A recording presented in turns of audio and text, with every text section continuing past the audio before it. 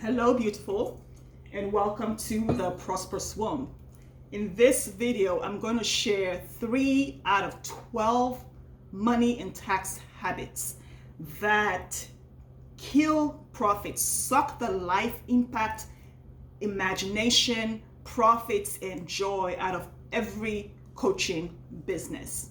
And not every coach is doing this, but 90% of the coaches out there who are making 7 figures, 8 figures, and 9 figures have at least 50% of these tax and money habits going on behind the scenes where nobody's looking, nobody knows about it, and that's not showing up on social media because it's a deep, dark secret in the coaching industry. The first tax and money habit that I have come across in 30 years of accounting, bookkeeping, and tax work is women coaches loaning money to the IRS interest-free. What do I mean by that? We all know that as business owners, we need to pay quarterly taxes, right? An estimate of the taxes you think you're going to owe at the end of the year based on your experience with your income and estimate of how much money you're going to make, how many clients you're going to work with, what your profits are going to look like if you have any. And that's cool and everything. Now you can do estimated or you can do taxes at the end of the year. It doesn't really matter, whichever one works for you.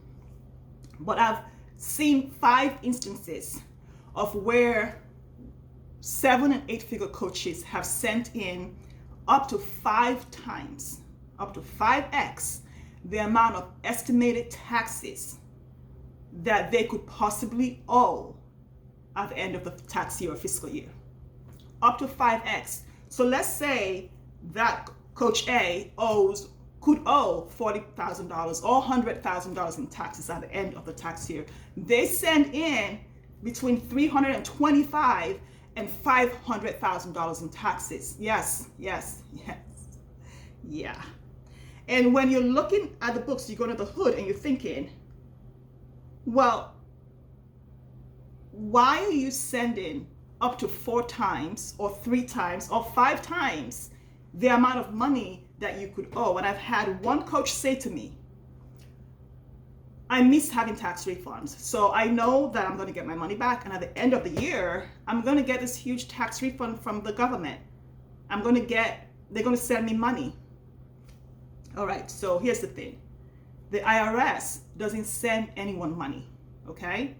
If you overpay your taxes because you didn't estimate correctly, or maybe you got allowances or there were credits because you're a business and you have all this, credits, business credits that you can take and expenses that you can account for in your taxes, then you get money. But no one in business should be getting a refund because they overpaid their actual taxes. This is what it is. That is basically taking your profits in your business, your income and your profits, and giving it to the IRS and saying, for the next 12 months, I'm going to give you an interest-free loan.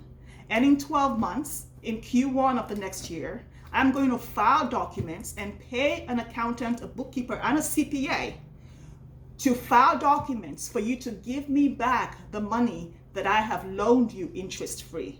And then I'm going to feel like I am back in corporate and I am an employee and I am getting a huge tax refund. No, honey, you are leaving your profits on the table. It's an employee corporate mindset. And, I have no judgment around it because I've been doing taxes, accounting, and bookkeeping since 1993. And I've been doing CPA tax advisory services since 2003. And I have seen every kind of gimmick, hack, trick, and mistake that women coaches and consultants and women-owned service-based businesses have done over the last 30 years, okay? And that's why I'm doing the workshop. And that workshop is going to be at high-ticket-profit-explosion.com. I'll put the link below. And it's going to go into 12 of these habits. This video has just 3, all right? So in this first one, what I invite coaches who are doing this to consider is that you can use the money that you're loaning the IRS to create profits in your business that you can use to invest back in the business, that you can use to hire a real transformational business coach who can support you to never make that mistake again, or to create better and wiser habits that trump the one you're doing right now. Or you can use that to do the things you want to do in your business, put it in savings, do something. But at this stage, I think mostly investing in something that will support you to even 10x or 20x or 30x the profits you're making right now, so that you have net income in your business. Because a lot of 7, 8, and 9-figure coaches are gross, what we call in accounting, gross coaches, which is I have a gross revenue, gross income of, $1.2 million this year, and my expenses are $1.9 million this year. And part of those expenses are, I sent all this money to the IRS as an interest-free loan for them to hold and use as they wish while I struggle in my business. And nobody talks about this because I guess maybe people don't know, if you don't know, you don't know. But the bottom line is, if you're sending estimated taxes to the IRS, do estimated taxes based on what you know for sure, either what you did last year, or buffer it. If you know you're going to double or triple your income this year, then do that buffer for 1x or 2x or 3x or 10x, but not 500x. Okay? It doesn't serve you or your business to give money away to the IRS so that they can give you a refund so you can feel like you're back in corporate and you got a tax refund. You don't need a tax refund. You need to keep profits in your business and keep the money off the table, so that you can create a buffer for yourself, you can invest in yourself, you can hire a team, you can do things that you need to do for you and your business and your family, other than giving IRS your money. And I'll dive really deeper into this in the workshop. So if you want to know more about that, get the workshop. The second money habit that I see with 6, 7, and 8-figure coaches, but especially with 7-figure coaches and 8-figure coaches, is when they get to that level of 1.1 or 1.9 million dollars, they say, great, now I need a team of 30 people. Now I need a team of 15 people. Well, here's the thing. When you're making $2.1 million a year, or let's say you're making $1 million, or nobody makes exactly $1 million, $1.25 or $1.26 million a quarter, and you are spending $1.1 million out of the $1.25 million every quarter to pay your team, you have to take a step back. I invite you, you don't have to do anything, but I invite you to consider what value your team is adding to this thing. Because there's this trend of, I have a team, and I'm not saying don't have a team, okay? What I'm saying is, what is the value of your team? What are they adding to the business, and what problems are your team solving? A lot of women who are going from 6 figures to 7 figures, or 7 or 8, don't have the problems that they're hiring people to solve. That's one of the worst money habits. And let me tell you something. I have made every tax mistake in the book. I have made every money mistake in the book 100 times. And then I have solved all of those in my life. And then I have brought them back to life and made them over again. Like seriously, I've made money mistakes and tax mistakes so many times. I've come close to filing bankruptcy 3 times in my life and had to be bailed out by friends and colleagues who were like, I'll loan you the money, Mimi, because I know where you live and I know you'll make it back tomorrow because you know how to sell.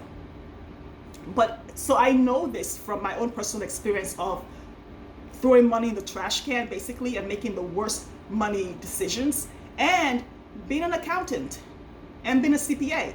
So I know what it looks like for the women who are not talking about it and who are doing it and pretending that their run is like, you know how we play pretend doctor or whatever, pretending that they're a 7-figure coach, but it's in gross revenue only. After expenses, after overhead, after everything, it's like $250,000 net income, or maybe $11,000. Really? 8 figures to $11,000 in net income? You have to consider that for every team member you hire, they have to add the same amount of money that you're putting out into your business. So let's say you have 20 team members. For whatever reason, I'm not really sure why any coach who's running a profitable boutique high ticket coaching business will have 20 team members, But let's say you have 20 team members and you pay each team member maybe $325,000 each, whatever it is. That team member should be bringing back into the business $475,000. For every 350 you put out, that team member should bring in 475,000. For every person you pay $95,000, they should bring back in $225,000. Okay, and that means you need to look at your sales, your lead generation, your marketing. Those are the three big parts, separate from operations. If you have an operations, if you're a big conglomerate, I'm not talking about people like me and the other private coaches who have 10 clients and a small business and it's profitable and it's high ticket. This is for those who have like 100 courses and are doing all of the things. To simplify and create that profitable high ticket coaching business, it doesn't have to be a boutique business. Okay, it doesn't have to be a small boutique business where you just work with 4 or 5 people. It could be, you could work with 1 million people, but you need to rein it in and hire a fraction of those people. Let the team go. Let the team go. Anyone who has more than 5 team members needs to let the rest of the team go. If you're an online coach, if you're a coach who's working from home, if you're a coach who is in any niche, nobody needs more than 5 team members, okay, on the team. First of all, you don't have the problems these people are solving. You don't have Starbucks problems. You don't have McDonald's problems. You don't have AT&T problems, but you're trying to pretend like you AT&T, you McDonald's, and your Starbucks. You're not. You're an online coach. You're a businesswoman who's creating profits and impact in her business. That's what you are, okay? You don't need all those things. So if your people that you have are not bringing in at least 55 to 65% back of whatever expense you're putting out on their behalf, they need to go. Every person in the business needs to add to your income, your revenue, and your profits, or take away an expense of your focus, okay? So they need to delete an expense line or your balance sheet, or your income statement, or buffer the revenue line on your balance sheets. If they're not doing that, they need to go. And no one needs more than 5 team members. If you do and you have like a huge multinational business, then yeah, you probably do need more than 5 team members. But if you're an online coach in any niche, working with clients, and you have people who do the things that you don't want to do, or are more experienced in the accounting or the online marketing or whatever it is you have them do, let them do it. But rein it in and keep it simple, because you don't need all those people. You don't have those kind of problems to solve. You are not a big conglomerate, a multinational law firm, a multinational accounting firm. You are not that. So you don't have those problems. You stop trying to solve problems you don't have. Stop paying people to create problems that you don't need.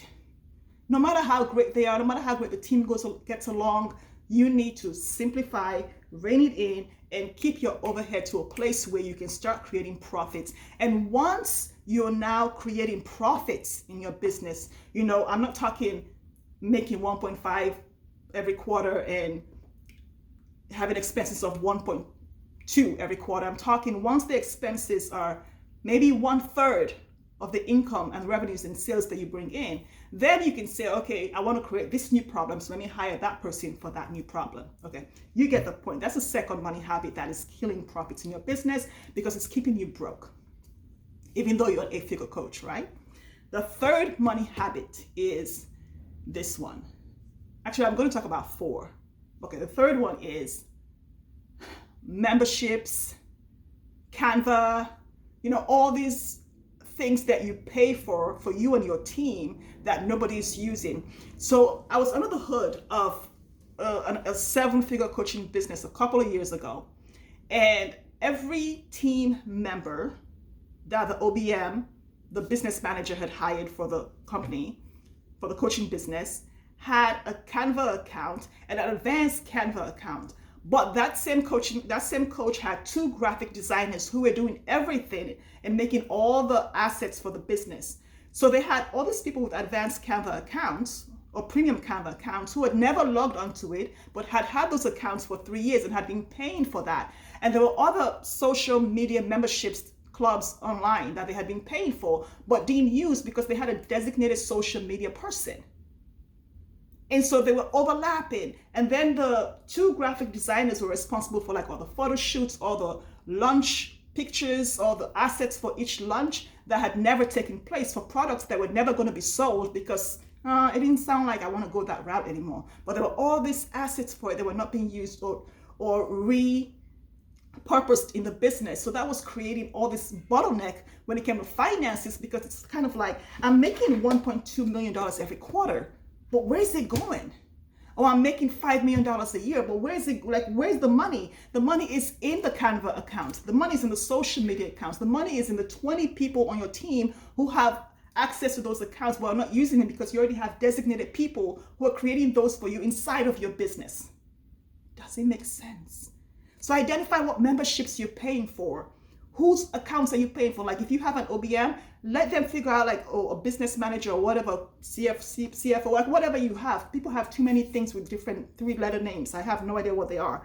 If you have those, identify what the person in charge of writing the check in your business is paying for. So you know that there's no overlap and that you're not losing profits simply because you want to say you're paying 20 people on your team and you have this person and that person and you're making this, because then you become a gross coach, which is just you having all this money in revenue but nothing in net worth or profits. Okay, so if you want to dive deeper into the 12 habits and go behind the scenes of the how, like how do I really have this discussion with my accountant or with my bookkeeper or with my CPA and rein things in my business so I can be profitable, so I don't kill profits, so I don't kill my joy, so I simplify my business and create a simple business that creates the impact and takes me back to why I became a coach in the first place, you can get that workshop. It's called Profits and it's at highticketprofitexplosion.com. My team is working on that website, that webpage right now. I don't think it's ready, but I will let you guys know when it is ready and you can get the workshop there. All right, let me know how this lands for you. Let me know in your business, and you don't have to be a 6, 7 or 8-figure coach for you to like have insight about this, because we all have a business, right? Look at your business. Where is money draining into the trash? Where's the IRS calling you and saying, hey girl, get your money at the table? And where are you thinking, how am I making all this money but not seeing any of it? Why am I still having to go get a loan? Or why is my husband still saying, when are we going to make money? When on Instagram, I'm an 8-figure coach. Like, what's going on? So these are just 3 of the 12 I'll be talking about. Let me know how these 3 land for you. Share in the comments below what experiences you've had with your accounting, your taxes, and your bookkeeping, and how it's impacting your profits.